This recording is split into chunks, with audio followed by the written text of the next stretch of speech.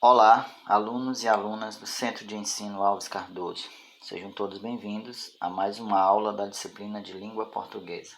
Na aula de hoje, falaremos de concordância nominal e verbal, dando as primeiras noções sobre esse assunto importantíssimo da língua portuguesa. Inicialmente, é preciso definir o que seria concordância nominal e concordância verbal. Bem, o nosso livro didático já tem essas noções muito bem expressas, mas é preciso relembrar. Então, concordância é uma relação gramatical que se estabelece entre termos da oração de forma a garantir sentido, promovendo harmonia entre as características morfológicas de flexão das palavras, e pode ser verbal e nominal. Especificamente, a concordância nominal é aquela que ocorre em gênero e número entre o núcleo do sintagma nominal, geralmente esse núcleo é representado por um nome, mais especificamente um substantivo, e seus determinantes. E as classes que são denominadas como determinantes é justamente o adjetivo, o artigo, o pronome adjetivo, o numeral e o particípio dos verbos.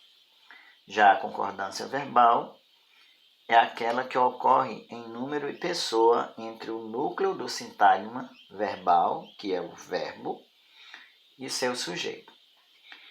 Nosso objeto de estudo aqui, nesse momento, é esse fragmento de uma peça teatral do escritor Dias Gomes, chamado O Túnel. Observem, aí no livro didático, na página 231, que há alguns destaques. Nós, por exemplo, vemos alguns verbos destacados, né?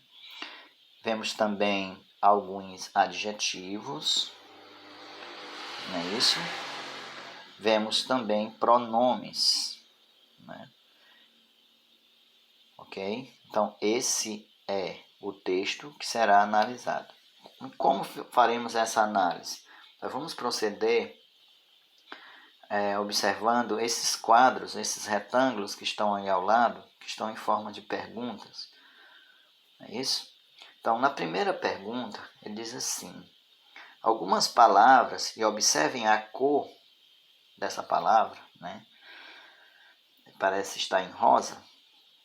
Algumas palavras destacadas no texto qualificam termos das orações. Olha só, qualificam. Observem aí no segundo, ou melhor, no terceiro parágrafo do texto, que você observa algumas palavras como pretas, brancas, pretas novamente e pretos. Lá mais abaixo você vê a palavra velho, a palavra jovem e a palavra perplexo. Então, o nosso primeiro objeto de estudo vão ser estas palavras. Então, como essas palavras se relacionam, tomando como base o conceito inicial de concordância. Se você observar bem, elas se relacionam com um substantivo, ou seja, com o núcleo do sintagma nominal, como foi dito no conceito. E qual seriam essas palavras? Segundo aí a pergunta, ele diz, né, transcreva no caderno esses termos, identifica a palavra a que se referem e classifica a função sintática que exercem. Basicamente, é para encontrar as palavras com as quais estas palavras que estão destacadas em rosa, vamos chamar de rosa nessa cor, com quais palavras elas se relacionam. Então, a palavra pretas, ela está relacionada, ou ela está qualificando, que é o termo mais adequado, já que pretas, brancas, pretas, novamente pretos, são adjetivos, então o adjetivo ele qualifica o substantivo. Então, a palavra pretas está qualificando a palavra calças. Já a palavra brancas está qualificando a palavra, o substantivo camisas. Da mesma forma, a palavra pretas está qualificando o substantivo gravatas. E por fim, nessa sequência aí, a palavra pretos está qualificando o substantivo sapatos. Certo? Então, e qual função estas palavras, né, que foram aí destacadas, elas exercem dentro da oração? Elas exercem exatamente a função de adjuntos adnominais, que são palavras que acompanham o substantivo. Pois bem, já no segundo trecho, que é o trecho mais abaixo, onde tem a palavra velho, a palavra jovem e a palavra perplexo, vejam aí, nós temos o seguinte: a palavra velho, a palavra jovem e a palavra perplexo qualificam um homem. Podem observar que é isso mesmo. E a palavra, elas têm função de predicativo do sujeito. E aí faz a gente relembrar um outro assunto que já estudamos enquanto trabalhávamos o período simples, que são essas funções sintáticas. No primeiro caso, não há, por exemplo, um verbo de ligação conectando o sujeito a essa característica. E, portanto, na primeira situação, está mais acima, com a palavra pretas, palavras brancas, enfim, era um adjunto adnominal. Aqui trata-se de um predicativo do sujeito. Que sujeito? A palavra homem. Certo? Então, os verbos de ligação nessa situação aí é justamente o verbo ser e o verbo parecer, que conectam o sujeito a essas características aí, velho, jovem e perplexo. Vocês podem ver, é mais velho é o verbo ser, é mais jovem o verbo ser, e parece perplexo é o verbo parecer. Ambos, ser e parecer, são verbos de ligação. Muito bem. O segundo questionamento, que diz aqui, as formas verbais em Bordeaux, a cor Bordeaux, é justamente essas formas que estão destacadas aí. Deixa eu enquadrar. O verbo escutou e o verbo balança, que está quase no final aí da página. Escutou está lá mais acima. Está inclusive destacado e sublinhado. Pois bem, aí a pergunta é: formas verbais em Bordeaux sublinhadas apresentam um sujeito oculto. Relembramos mais um assunto. Sujeito oculto, ele, como o nome já diz, ele está elíptico na oração, ou seja, ele não aparece. Só dá para identificá-lo através da desinência do verbo.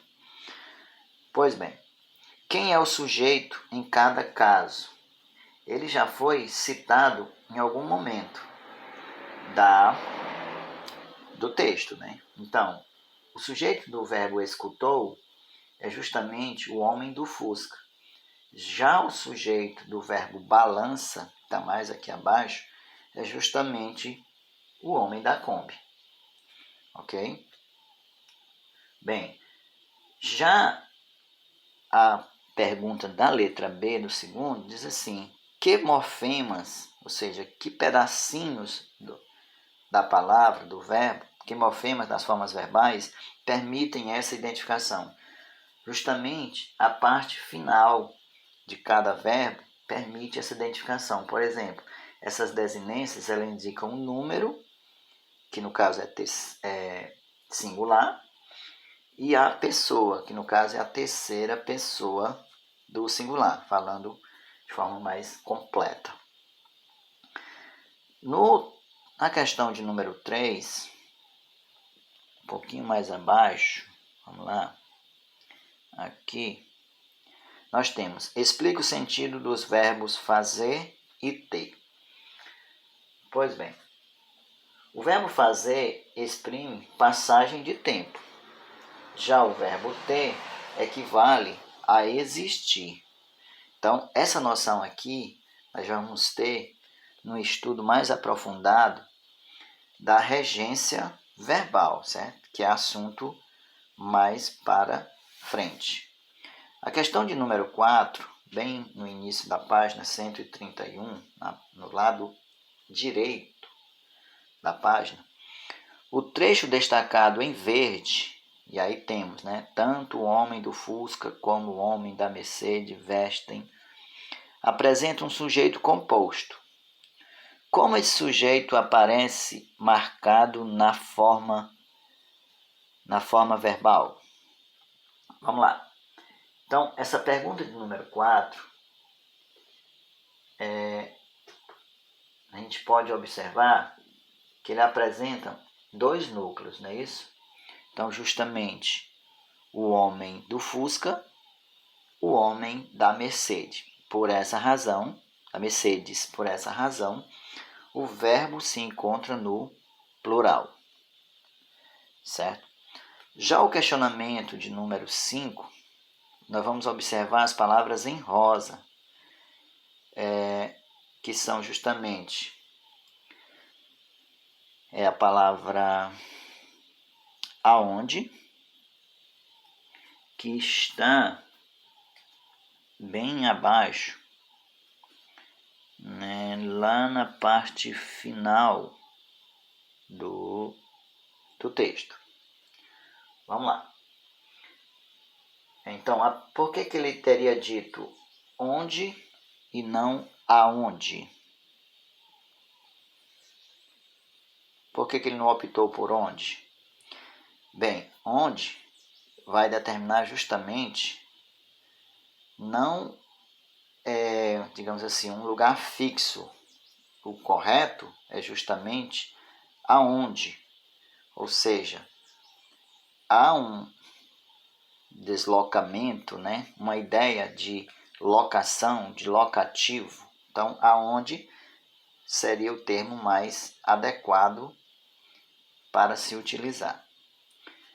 Por fim, na questão de número 6, nós temos as marcações em laranja, que se referem justamente aos pronomes que aparecem no texto. Nós temos o pronome se, o pronome me,